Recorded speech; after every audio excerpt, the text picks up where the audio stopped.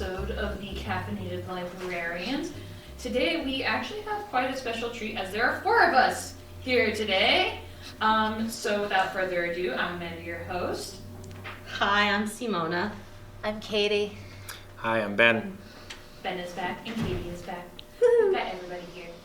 So before we kick things off today with today's episode, I'd like to talk about a couple important announcements here at the library.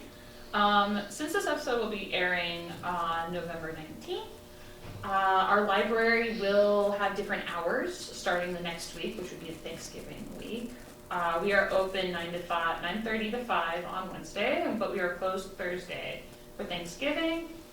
Friday we will have a late opening at 12, and we will be open till 7 that day, and then it'll be normal hours from then on out. Looking forward also ahead in our scheduling, we have some interesting programs going on in December.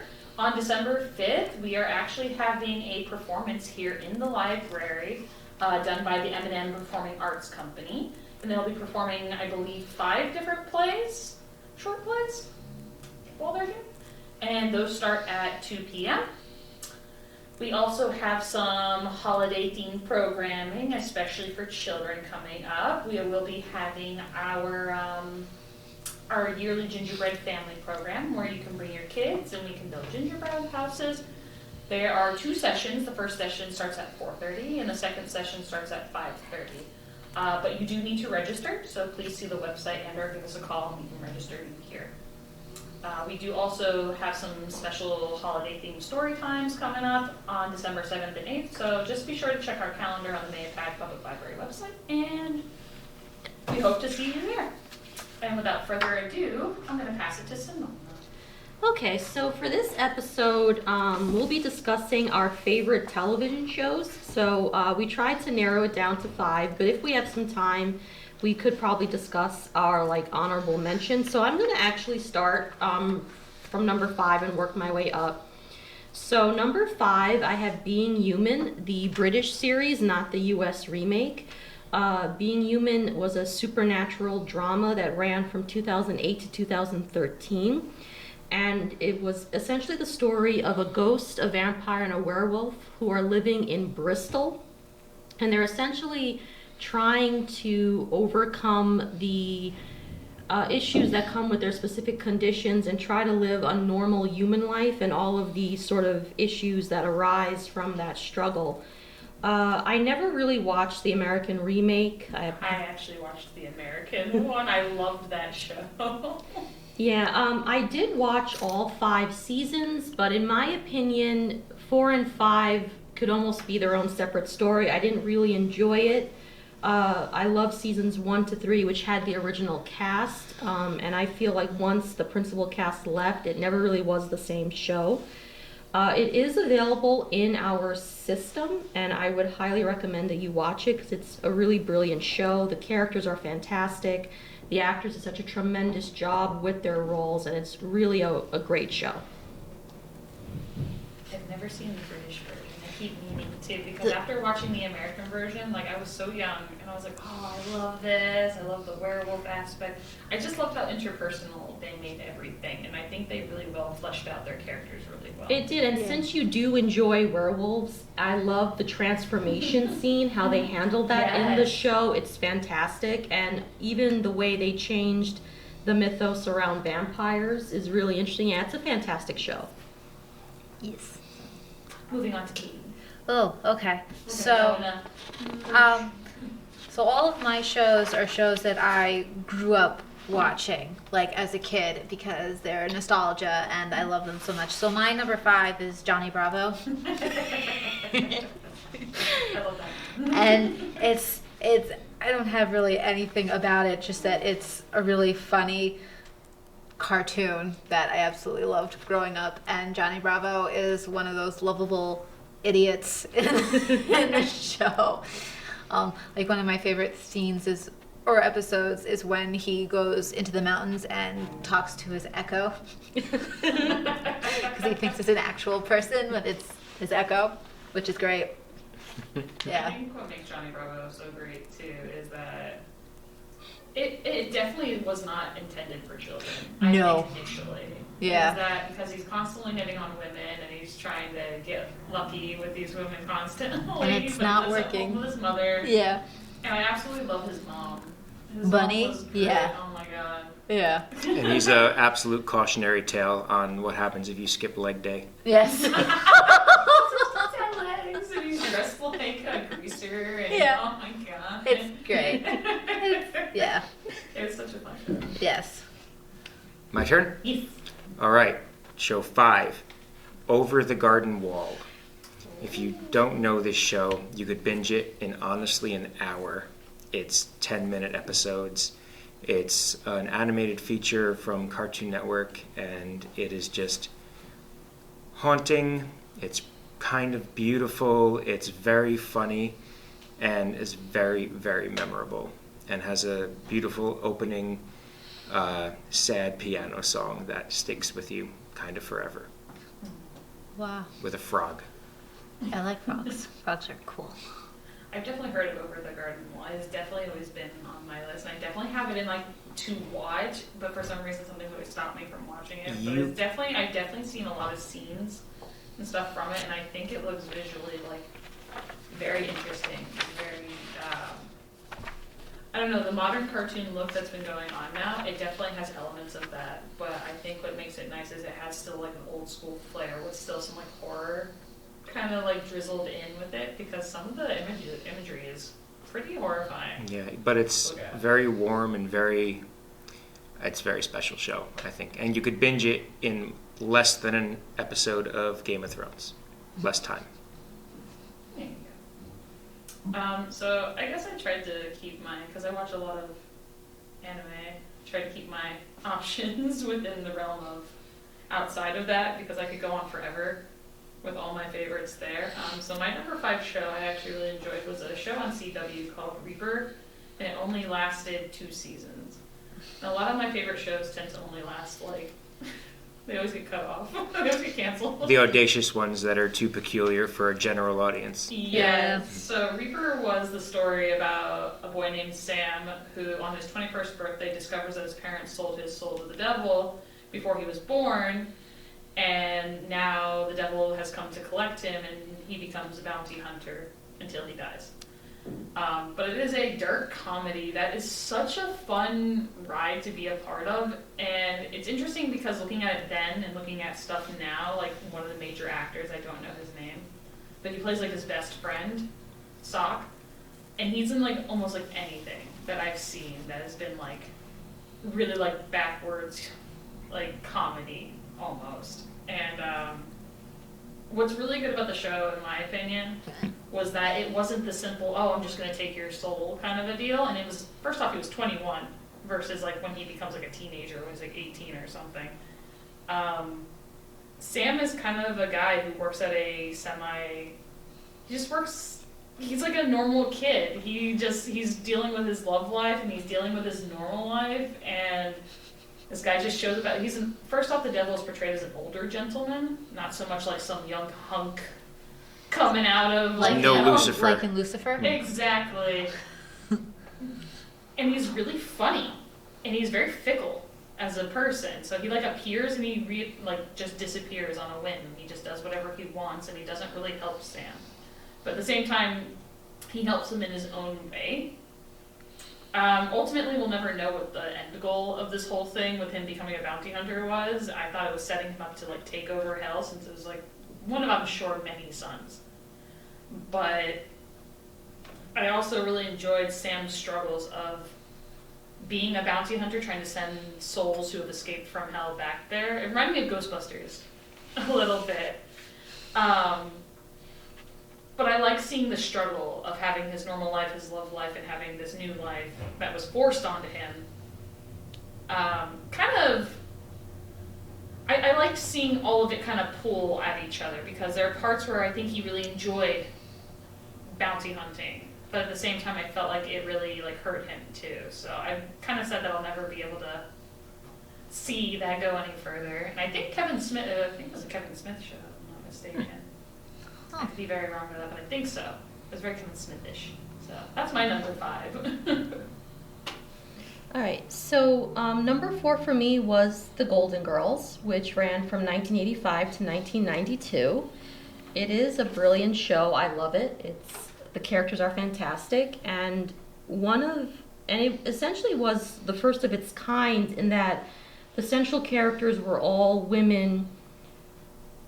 I guess, yeah, we'd call them seniors, not necessarily seniors, but older women who lived really vibrant lives. They had like full lives, which was rarely seen in television, and it dealt with their struggles about aging, their struggles about being women, their struggles of sort of dating to some extent. But it also addressed issues of elder abuse, homelessness, body image, dating violence, and even the HIV/AIDS crisis. Now, of course, being a sitcom, it didn't delve too deeply into any of these themes, but still, it discussed them in a way which, especially the episode where one of the central characters believes she may have contracted HIV, sort of destroying the stigma around people with HIV and showing compassion for people who had this disease. And of course, Sophia Petrillo being the awesome character that she is with all of her stories of Sicily, which, by the way, are not accurate.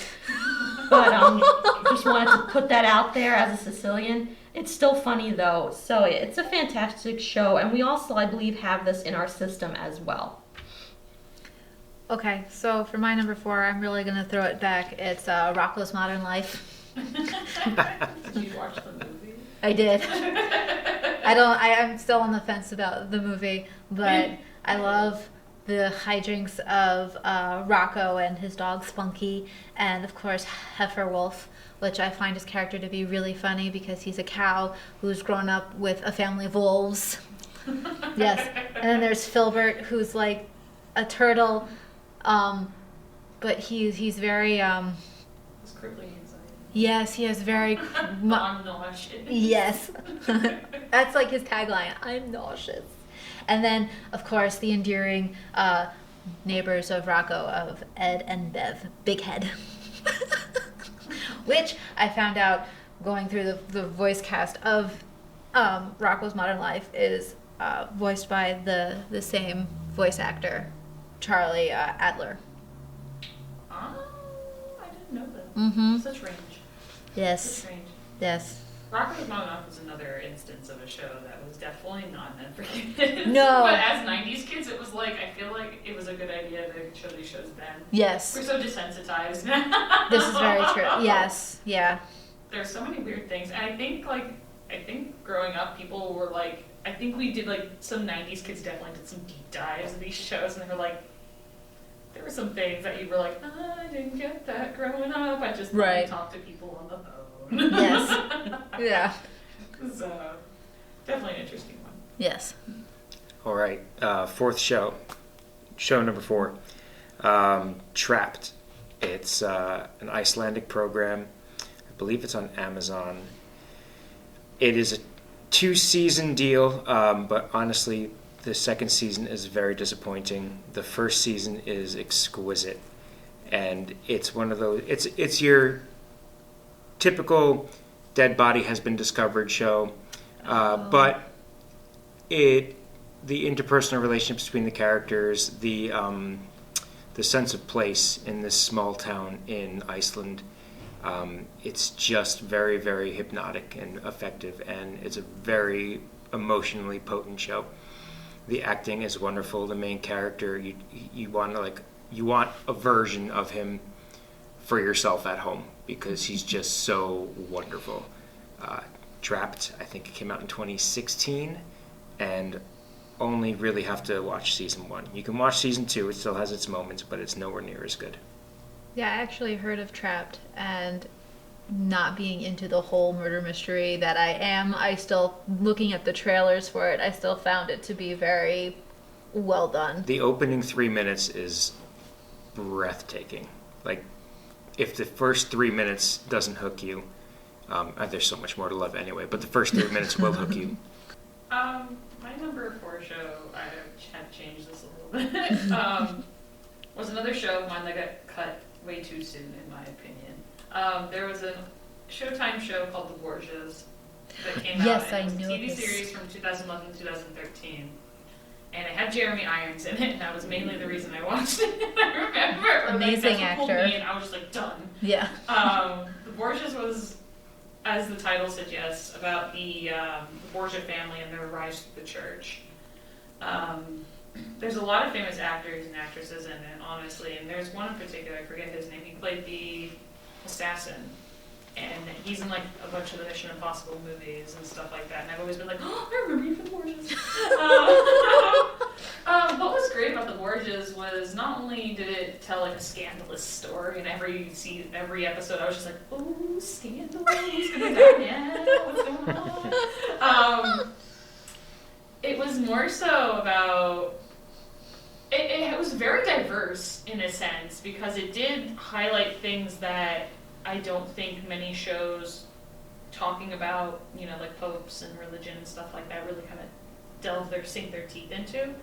The show dealt with like homosexuality, it dealt with infidelity, it dealt with a lot of things that, it was just gritty. And I really enjoyed that.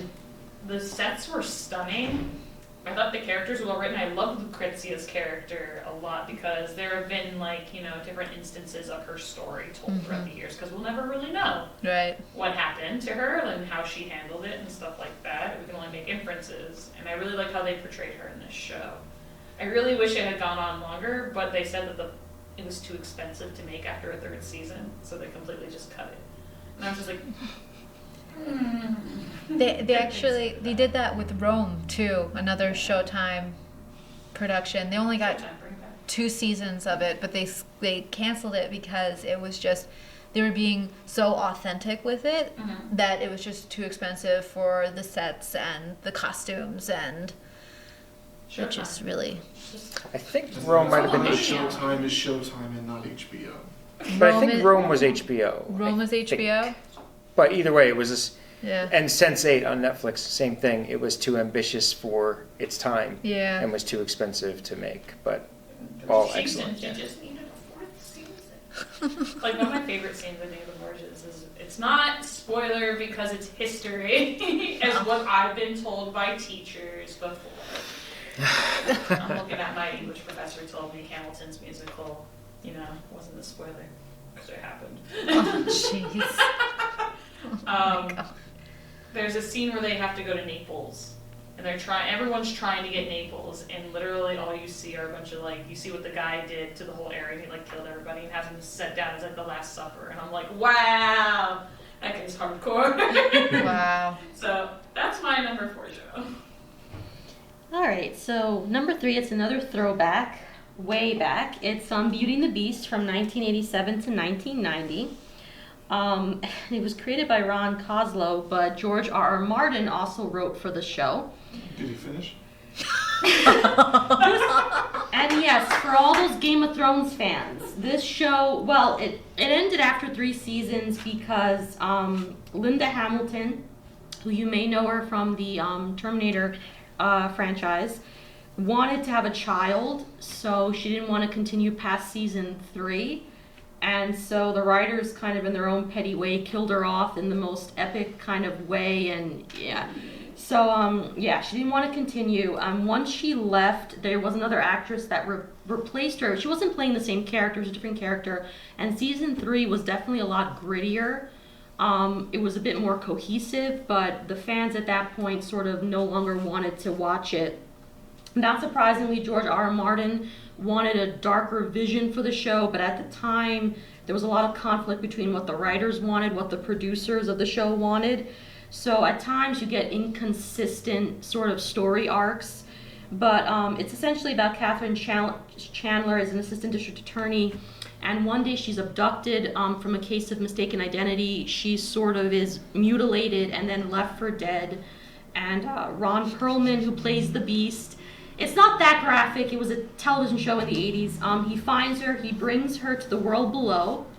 In case you guys didn't get to see Ron Perlman as the Beast. Listen, that makes it look really bad. It's a good show, people.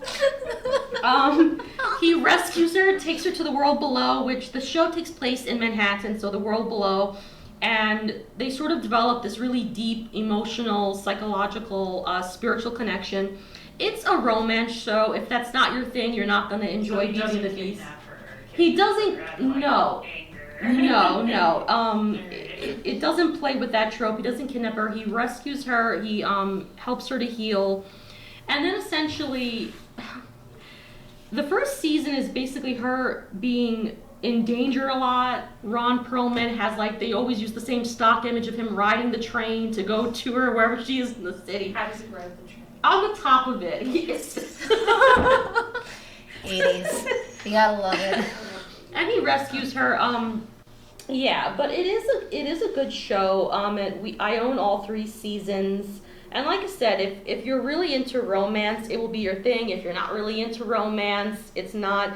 But it also was very intelligent and also introduced people to a lot of literature and a lot of Shakespeare. Because the way it was written in terms of dialogue was very well written, very intelligently written. And we also have this in the system. So that's my number 3. Okay, my number 3, we're throwing it back again, is the Rugrats. I love the show because I grew up watching the show. I remember when they did their follow-up or their reboot of them all grown up. Yeah, well, it wasn't the same as the Rugrats. It wasn't the same, of but all it's still the really of fun. Tommy Pickles and Chucky and Phil Lil going on their adventures, on their quests through the house or the supermarket or the backyard, and Spike. And then, of course, Susie Carmichael and Angelica Pickles, Tommy's cousin, who always is mean. Always mean. Growing up, I didn't like Angelica. I didn't like Angelica either.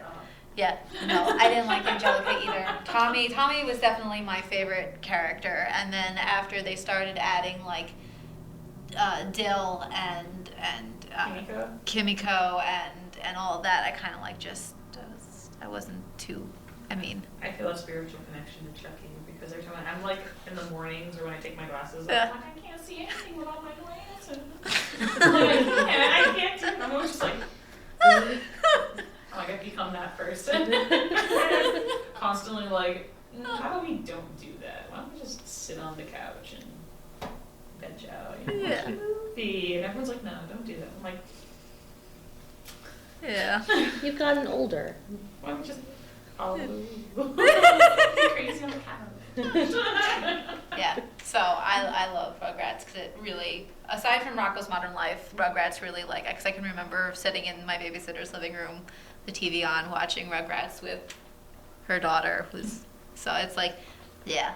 They tried to reboot Rugrats recently, and They I was did. not a fan, unfortunately. Yeah, no, I don't plan on They viewing.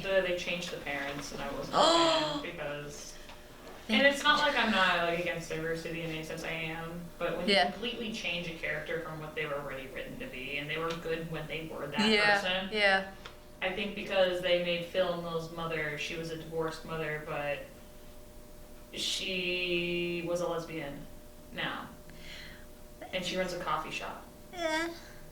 So it was like one of those things where wasn't the change, it was just a sudden drastic change in character because she was supposed to be, she was a very strong, independent woman who, even though despite having a husband, she challenged the gender norm of being like the house mom. Yes. She worked, she was all about feminine power, she was all like, she was lifting weights and stuff. She was a hardcore mom. Yeah. And I feel like the new reboot, they just completely got rid of that. And it That's became really more blatant and in your face, and I was just like, originally I was like, she was perfect. She was. The way she would, even Betty. Angelica's mother. Her name is Betty. Yeah. Exactly. I'm like, I thought all the parents were really well written. Yes, in the no, I original series, agree. and now they're not so. Yeah, that's really a shame. Good. Yep, no, now I really will be watching it. And again, it's not because of the drastic change, but it's because the way they were written in the 90s was already great. Yeah.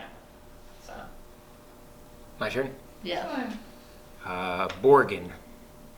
Borgen, I guess the easiest way to explain Borgen is that it's the Danish response to The West Wing, except it's so much more than that.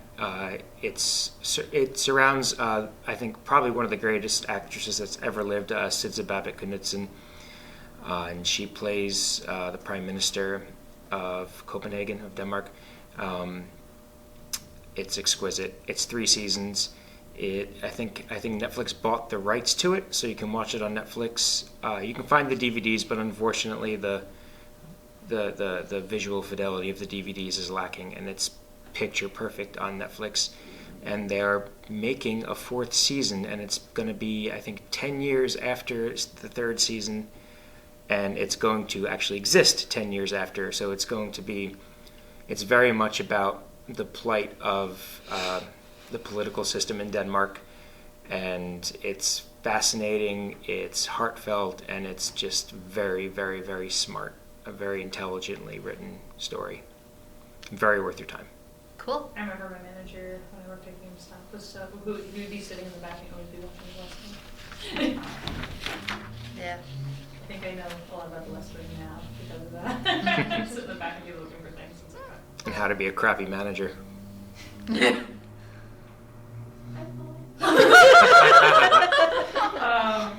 was a cool guy. My number, what are we on, 3 now? Yeah. My number 3 favorite show was an HBO show called Dead Like Me, which ran from 2003 to 2004. And it follows the story of a girl named Georgia, who, a very apathetic young woman who dropped out of college, and she really has no aspirations for life, and her mother forces her to get a job, go to a temp agency, and upon going to the temp agency, she gets hit by a toilet from space. Love that show. Because something exploded in the atmosphere, that's what happened. And so her life is cut very short, but she gets kind of a whole new lease on life after she has been turned into a Grim Reaper. And the way that they portray these Grim Reapers is that there are many of them, many different areas, and that there's a higher being that tells them which souls they need to collect that day. And it's a very, as much as it is a dark comedy, it has a lot of seriousness that does reflect a lot of themes that I really enjoy in shows and books, as far as like what it means to be human. Mm-hmm. And like, you know, people reflect on their lives, and even the Grim Reapers at some point kind of reflect on their past lives or who they were. And one of the big rules for the Grim Reapers is that you can't interact with your living people. So George can't go back to her family, she can't interact with them more than necessary, stuff like that, because bad things will happen. Mm-hmm. And as George finds out, she keeps trying to go home and to check up on her little sister, who's really weird, who makes like a toiletry because she's traumatized with the fact that her sister got hit by a space toilet. So she steals toilet seats. Wow. But honestly, and it ended with a movie, which was okay, and they brought back some of the original cast, but I just wasn't as satisfying as it already ended. I don't know what more to say much about Dead Like Me. Dead Like Me was really fun. The first season had a lot of very funny bits. The second season did more so. The third season tried to wrap itself up, and I think it did because people started like, Mandy Patinkin is in it. He plays the Patinkin, sorry if I can't pronounce names right. He plays the main guy in there and kind of leads George and down like a really good path, and is like a fantastic mentor. And he starts off kind of gruff and rough and just like, whatever, just do your job, to being more of a father figure for Yeah, her. That's cool. So, and I absolutely love her mother, who is neurotic, and she hates the word moist. Oh yeah, I remember So that the first scene. thing Very George annoying. does is, as a ghost or as a Grim Reaper, she goes to her own funeral, and she finds those little magnetic letters on the thing, and she spells the word moist on the thing, and her mom's like so angry. So, Dead Like Me, I would definitely check it out. So my number 2 was another Brian Fuller show, and it's Pushing Daisies.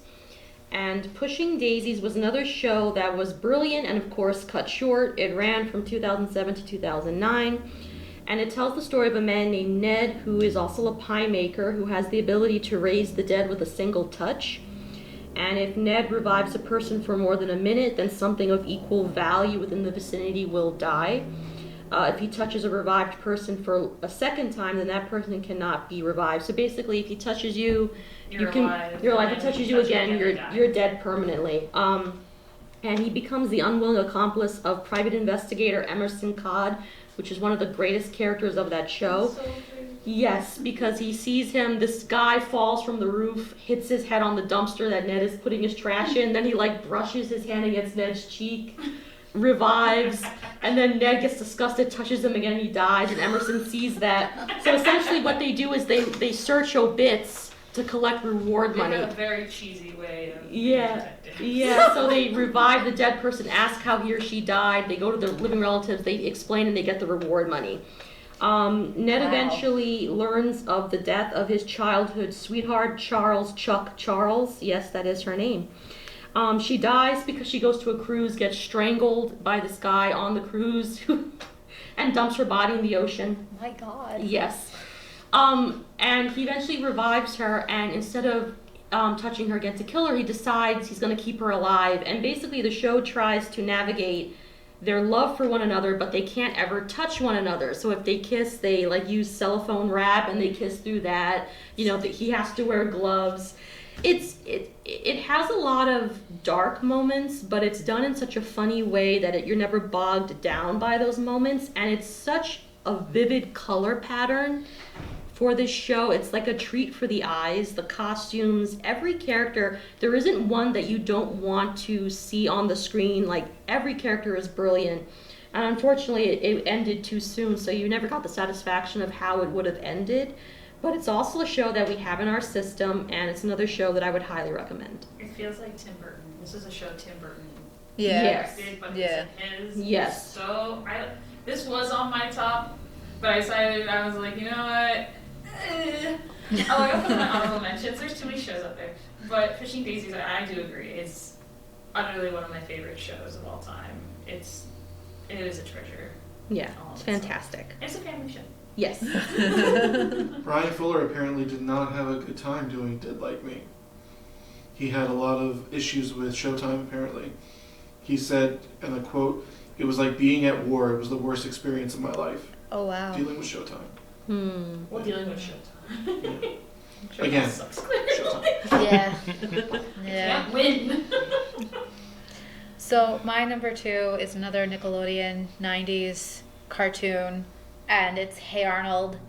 I love this show so much, and I love the fact that Arnold, you know, it's a show that shows like another aspect of family life, because he doesn't know he doesn't know what happened to his parents. His parents are kind of like out of the picture, so he's living with his grandparents in a boarding house in New York City, and it just shows everyday life. And of course there's the Helga G. Pataki who has this secret crush on Arnold, and instead of expressing it is a bully. You know, I've had that experience, but not the bully aspect, but like the Shrine. No, I never had a shrine. Never had a shrine. But, you know, the writing of their names and then the heart and then your name in your notebooks. I've been there. But, yeah, it's another show that it's such nostalgia for me. And I wish it was easily watched and not on a separate new streaming site. But, yeah, that's my number 3. I think Hey Arnold's one of the best cartoons that ever came out. Honestly, you Yes. brought up family, but I love that the show incorporated the fact that it isn't all biological. Yeah. It's the people around you who make things. Like, there's that one episode that's incredibly heartfelt where the Mr. Wynn, Yes, I think it is, Mr. and Wynn. his missing daughter, they bring Yes. them back together, and I was like, that episode was so deep. I was actually able to rewatch all of Hey Arnold because my mom had like CBS streaming service for a little bit, and I watched that episode. I was in tears by the end of it. Incredibly sad. Yes. And I wouldn't be lying if I said that when I moved to New York and we started living in the city, Yeah. Hey Arnold influenced my apartment buying. The one thing I looked for, I was like, can you get an apartment with like a stoop? Like, if we can find one. Unfortunately, my apartment now does not have a stoop, and I'm very sad about it because now I have to leave And I always think about like stoop kids afraid to leave Leave a a stoop. stoop, and I'm always Stoop like, kids afraid to leave a stoop. so I'm like, look at that, that's a nice stoop. And Brian's like, what is with you and stoops? And I'm like, stoops. He's never gonna understand. He'll never He'll never understand. Keeping up with New York, Love, and Chosen Family versus Biological Family, Felicity, probably one of the most influential shows of my entire life. It's only 4 seasons, and as a caveat, my whole selection was 5 seasons or less. So a lot of shows that are great got disqualified from this list because I'm not making anyone binge an 11-season show over Thanksgiving. 4, 5, 3, 2, fine. But anything higher than that, I'm not doing. But Felicity was, the talent behind that camera was J.J. Abrams and Matt Reeves, who are now, J.J. Abrams, granted, disappointed with the 9th Star Wars, but was incredible with the 7th, brought Mission Impossible back to life. Movies like Super 8, he's just sort of like Cloverfield Lane. Cloverfield, with Matt Reeves in the beginning, and then created Lost. Yeah, Matt Reeves with the Planet of the Apes series, and now he's doing the new Batman film. Anyway, there's an incredible amount of talent back in the 90s. There was 98, 99, 2000, and 2001, I believe, but it could have been 99, 2000, 2001, 2002. It's just, it feels perfect. And it still, to this day, holds up because Kerry Russell just delivers such an incredible performance throughout. And it's like Scott Foley's in it, who's gone on to have a good career. Scott Speedman's in it, who's gone on to have a great career. I think Keegan-Michael Key has a guest spot in season 3. You'll see so many faces that you're going to just be like, oh my God, this person's huge today. Well, that's where they all got their start. And the trouble is, you can't stream it. And I don't mean that it's not available. I mean that the music was a huge influence on this show, the music of that time. And unfortunately, it existed in a time where no one thought streaming was going to exist, so all the contracts expired for music licensing, and it would cost them $1 billion to get the rights to all the music that was in this series from all the talent at the time. So your best bet is going through the library system to see if it exists, because the DVDs are the only way you can watch this, where you're getting the authentic experience. This time capsule of the late 90s into the early 2000s, the issues of the time, what it was like to date at the time without cell phones. It's exquisite. I hate to do the obnoxious chef's kiss, but it really is that good. And the 4th season is basically only 6 or it's very few episodes and then a handful of what ifs. So it really is only 3.5 seasons, and very much worth every minute, but only on the DVDs. So my number 1, which Amanda and Lou kind of figured would be number 1, is Buffy the Vampire Slayer. You missed. Oh, I'm so sorry. Wow, she's just eager. I'm sorry. Line cutter. Spoiler. I'm sorry. I'm so sorry. Joe, you can cut that out. She's been waiting for 36 minutes to talk about Buffy. She just couldn't wait another minute. Wait, good. My number 2 favorite show currently, and nobody's ever heard of it because it only played on Sci-Fi once and nobody talked about it, is actually called Channel Zero. I see looks on your faces. I know you guys probably don't know anything about it. No. So back in the early 2000s, there was a thing that started called creepypastas. And creepypastas were things you could put online that were like scary stories that people would make up, and you'd put them down and people would read them and they'd make it seem like it was real. And it's kind of like where like the Slender Man craze kind of popped up from. What? Was a thing called a creepypasta that people put down like, oh, I saw stories and I have pictures, and it was all fake. Yeah. Except for those 2 girls. Yeah. Ooh.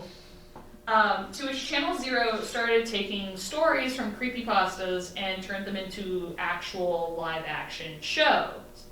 So they would pick one each time for each season. There were 4 seasons in total. It started in 2016. And I think they picked some of the best stories they could have done.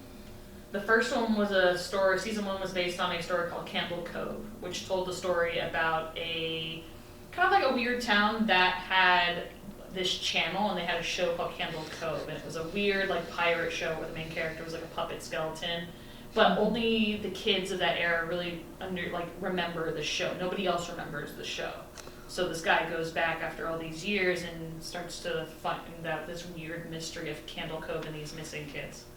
Oh, that sounds really interesting. Yeah, so it's like all interconnected. So every season is different, and every season just focuses on a different story. It's not like American Horror Story where it's like kind of connected in some aspect or another. They're all standalone, so you can always pick one. I think my personal favorite season, I can't remember if it was the second season or third season, but there was one where they get to go to this haunted house, like a haunted house just popped up, and they go inside and they have to relive like their worst fears or whatever, and this girl gets stuck in her house. She thinks she's escaped the place, but she hasn't. Oh, wow. So her and a bunch of other friends have to like figure out how to actually get out of this neighborhood, and the neighborhood just keeps getting creepier and creepier and creepier, and it's just it puts a shiver down your spine, and it's a good horror anthology that just kind of keeps going. And it gives you an ode to the old, like, stories that people write online. So you kind of can see the creativity from the people who wrote it to see how they, like, put it down in a movie, TV show format. So I absolutely love them. Was it completed or it got canceled? So it's 4 seasons. I haven't heard about a 5th season coming back yet. I know that Sci-Fi did the first series, or it showed the first series, and it advertised it very loosely. But when I saw it, I was like, no, it sounds really good. But Shudder, I think, picked it up, which was a like horror dedicated app that you can actually get on Amazon Prime as well, which is how I discovered that there were 3 more seasons of the show, to which I was very pleasantly surprised, and I watched all of it last Halloween, which is like, yes. If you are a fan of creepypastas, if you're a fan of horror in general, honestly, it's a slept-on show that I feel like a lot of people should watch. And they're not in any order. So. When you said creepypasta, I actually thought back to those memes of like the gigantic like meatball and the pastafarian people? That's what I thought when you said creepypasta. It's a weird thing. It was like a Wikipedia with like horror stories on it. Okay. That's what creepypastas were. So. Okay. No, it sounds really interesting. So, yeah, hopefully Joe will cut out my outburst before. Sorry, Amanda. But let's start this again. Number 1, Buffy the Vampire Slayer, which is a 7-season show. It ran from 1997 to 2003, and as everyone is aware, it's one of my favorite shows ever. For those that may not be familiar with the show, it's about a 16-year-old girl named Buffy Summers who is descendant from this line of warrior women known as Slayers, and they essentially have to maintain the balance between the forces of good and the forces of evil. So Buffy and her mom moved from Los Angeles to Sunnydale after she burns down her high school gym, and she's expelled. And she arrives at Sunnydale High, and basically her hopes is that she can avoid her destiny and start afresh. Of course, it doesn't work out that way because Sunnydale is on top of a hellmouth. So because it's on top of a hellmouth, it's a center of mystical forces. Gotta love the like Riverdale, community. Yes. Yeah, the and whole universe. Yeah, and essentially Sunnydale is one of those towns where everyone is aware of the deaths that happen, but no one says anything. So, and she meets her watcher named Rupert Giles, who's played by Anthony Stewart Head. And it's just a really good show. It lasted for 7 seasons, though in my opinion 6 and 7 should have never been made. The 7th season, by that time Josh Whedon was working on his show Firefly, which is another great show, but only lasted 1 season. Buffy. Well, I definitely think so. And also he had conflicts with the network at the time because he wanted, when he was doing Firefly, he had this, it's supposed to be with Firefly, which is one of my honorable mentions, so I'll just talk about it briefly. Basically, it's supposed to be that the United States and China, which at the time of the show were the two superpowers, have joined together, formed this interplanetary government system, and he wanted this really elaborate, rich universe, but the network at the time decided to air the show out of order. So they showed, I think, the 4th or 5th episode first, so you sort of were brought into the middle of it without any context for the world whatsoever. Makes no sense. Yeah, so it sort of was doomed before it even had a chance, so it ended after like one season. They did a film, but the film was basically for the fans, because if you've never watched the show, you have no idea what's going on. It's like Smallville, I feel like. Yeah. Yeah, so Buffy and all of the seasons, I believe, are available in the system. So yeah, that's my number 1. Okay, so I have 2 number 1s because I couldn't. Now I don't feel bad because I was going to do the same thing. Yay! You could. Because I couldn't choose between the 2. So my second number, Cheers. my second number 1 is Avatar: The Last Airbender, which is a fabulous show. It's world building is top notch. It's all the adventures of Aang, who's the avatar and of this world, who has to return balance because the Fire Nation has kind of gone world domination on the entire place. I can't think of the word. Yeah, yeah, and so my favorite character though in that show is Sokka, who's the comic relief of that show. If you want to, He's friendship. he is. His Yeah. element is friendship. Yes. He can't bend any of the elements.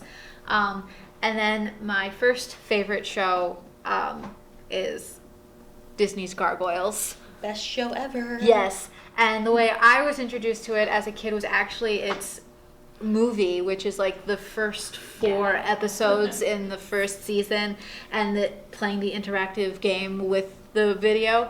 I can't find this movie anywhere, like anywhere on DVD. It's only on VHS, and I'm really like mad about it. But I love Gargoyles. My favorite characters are Goliath and Brooklyn and Elisa Maza, and it's just like it's a show that tackles also like not so much dark issues but serious issues. It was like that time in the 90s where cartoons were like entertaining for kids but also educational in some aspect. More social. Yeah. Cartoons tend to usually be. Absolutely. And on a very funny note, when I was a kid, David Xanatos, which is one of the villains of the show, another point of that, they really worked the villains very, very well. They didn't make them villainous Or one-dimensional. Or They were very one-dimensional. intelligent.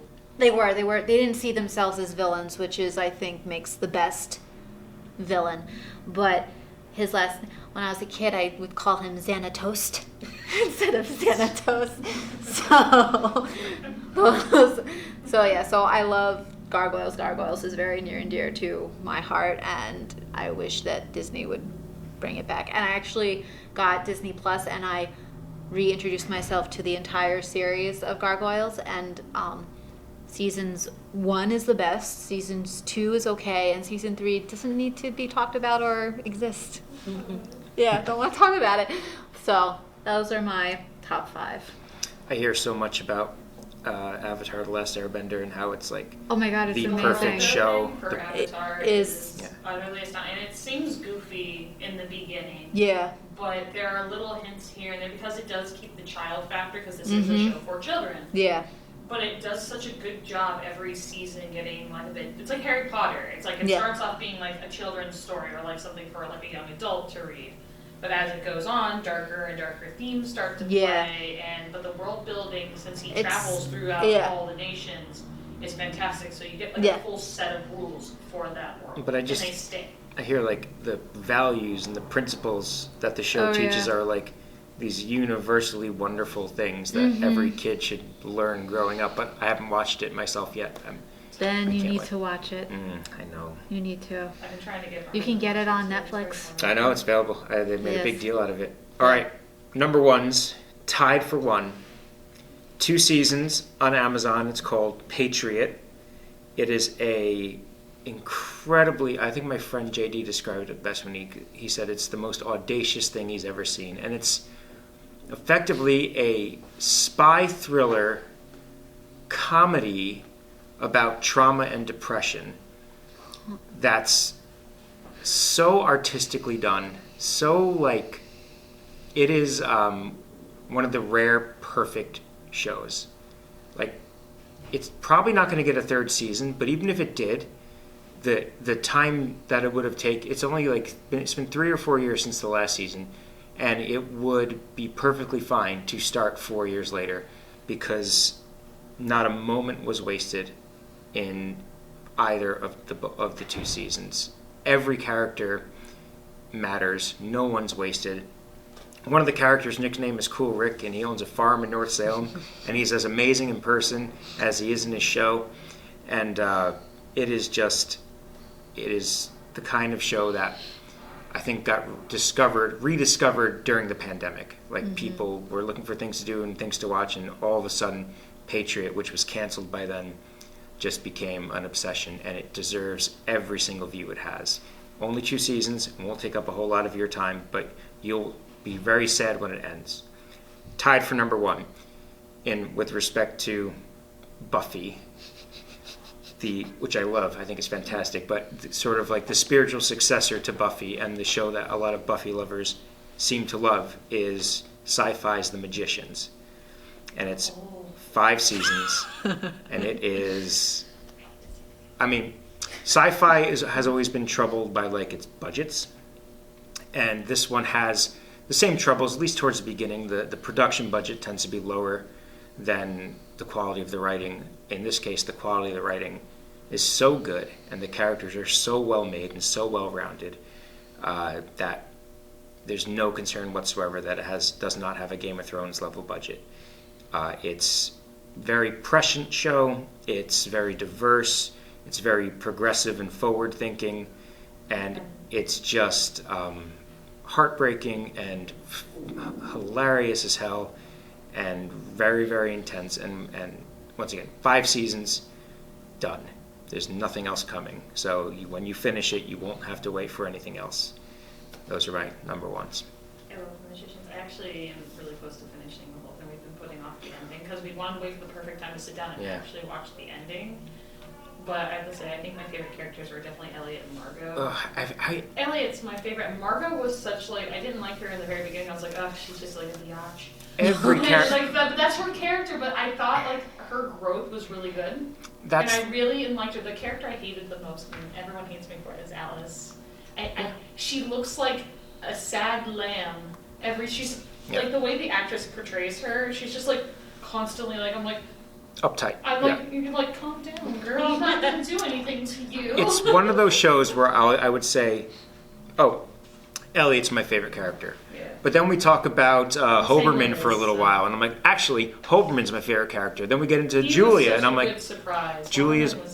But then Julia, then Penny. Like, every character is your favorite character in this show. Everyone. And it's one of the rare shows that surpass its source material in every way. And I loved The Magicians book series. The first one was good, if upsetting. The second one, The Magician King, is probably one of the best fantasy books I've ever read, bar none. The third book felt like he was trying to hit a deadline. And he got to make up for all of that in this program. Watch it. I'm done. Except for honorable mentions. Julia that I've always had was because Julia was such a troubled character to me. There's a line that says, she's like a bull, she keeps running towards red flags. And that was all Julia was to me. I'm like, could you stop doing bad things to get you in trouble? But that's just me. Yep. Laura really likes Patriot. She's been talking about that for a couple of years now. She's right. Yeah. It's the perfect show. Yeah. I mean, technically, emotionally, everything. Perfect. Absolute perfection. My number 1 favorite show should never come as a surprise to anybody, but it is actually American Horror Story. Since its release, first release, I followed it so closely. I love horror, and I love people who play with horror, especially with the tropes that are given. because there's so many. I do not like every season. I actually am very controversial about the second season. I absolutely hate that season. That was the Asylum season. I thought it was garbage. Probably the worst season of American Horror Story ever written. You can tell. Sorry, when you have demon possession and alien abduction, I'm not into it. Those were two that did not need to mix, and they did not mix well.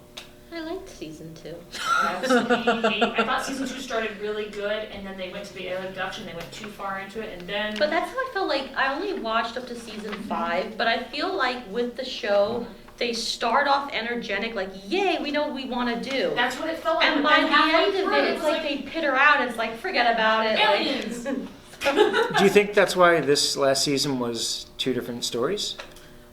Is it 2 different I stories? have not watched because what I like to do is after watching it week by week, it became hard to really like.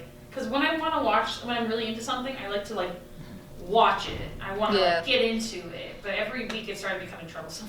This season. So I'm waiting for this one. This one has the double feature, which I think was trying to play on the whole. You know, like in Rocky Horror Picture Show, the first thing to say was like double feature picture show. Mm-hmm. It's what it is because it's 2 different things. They're like 2 short. When you'd have horror movies in theaters way back when, like the black and whites, it would always be like a double feature. You'd have like Creature of the Black Lagoon, or you do this. And the so Mummy. I think it was an interesting format. Yes. Especially for them because I think after 1984, you're starting to run out of horror tropes to really cling to. Mm-hmm. There are ones I think that they did really well. Like I'm not gonna lie, American Horror Story isn't always scary. No. The first season absolutely terrifying. I think nothing beats the first season at all. It's your haunted house family. It's got a lot of stuff going on. It deals with trauma. It deals with, like, you know, a lot of stuff. The house is trauma incarnate, in my opinion. Asylum, which is garbage, so I'm not even talking about it. Cool poster, though. Coven was great because it took the witch aspect of things and it mixed so many different cultures. And it mixed so many other things, but it wasn't about like the scary witches. Like you have like Hocus Pocus, where they're like trying to like eat the children. No, it was Wicca mixed with voodoo, and absolutely the Voodoo Queen was absolutely the best character of the entire show. Freak Show wasn't inherently scary. It was actually just about people trying to be accepted. What about Twisty? That clown legit Twisty the clown was terrifies also, me. but I also felt some sympathy for like Twisty because he had some with his stuff backstory, yeah. his face. I almost cried. It was a show that tried to play on the freak show trope, Mm-hmm. and it did a really good job because everybody just wanted to be accepted, and that's all it was about. It was people with differences who wanted to be accepted. Hotel then came out, which had Lady Gaga in it. That was an amazing season because it mixed The Shining with vampires. And I was just like, that is such an interesting combination. Yeah. But it worked so well in its favor, and it dealt with a lot of, it dealt with relationships. Mm-hmm. And I felt that's what made it incredibly powerful. And how people can be stuck in toxic relationships and how they can get out of that, how to move on, how to heal. Mm-hmm. It is a fantastic one. Then there was Roanoke, which I am always fascinated. I think people are very fascinated with the Roanoke story. Where did they go? And this kind of solved it. And that season split itself from what was we're going to do Blair Witch style project, Roanoke, to, they're going to come back years later to the location. Yeah. And I was like, oh, this is so good. It was actually kind of scary, too. And I was like, Sixth season dealt with, or it's not sixth season, the seventh season dealt with cult, was called Cult. Amazing. Evan Peters at his finest. Plays a cult leader. It was political, which was different for the horror take on things, but as we know, my favorite horror movie series is The Omen, so I enjoy seeing where the horror and politics kind of mesh. Mm-hmm. Fantastic job. Sarah Paulson had me kind of angry with her because I was like, oh my god, you're so neurotic. She made me neurotic.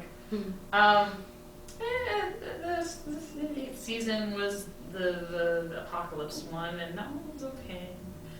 That was okay. It went in a lot of weird directions, and I was just like, it's not as bad as Asylum, but it was definitely not one of their better seasons. And then 1984 was a classic 80s slasher, flick with a twist, as they all tend to do.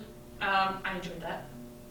I really enjoyed that. And now the new one I haven't watched yet, but I plan on once it's kind of like finally finished doing its thing. I very much looking forward to seeing how Sentimental favorite because the first half is shot in Provincetown, and it's just wonderful to see P-Town. I didn't know that. So that's my number one. I like that it does something different each season. We have 4 of us and 3 minutes to get through honorable mentions. Can we do this? I don't have any honorable mentions, Yeah. as I will leave my anime choices for another day. So quickly, my honorable mentions: Firefly, Supernatural, only seasons 1 through 4. Moonlight, which was only 1 season. It's a I love that show. Winona Earp, but only seasons 1 to 2. Yeah, the other ones we won't talk about.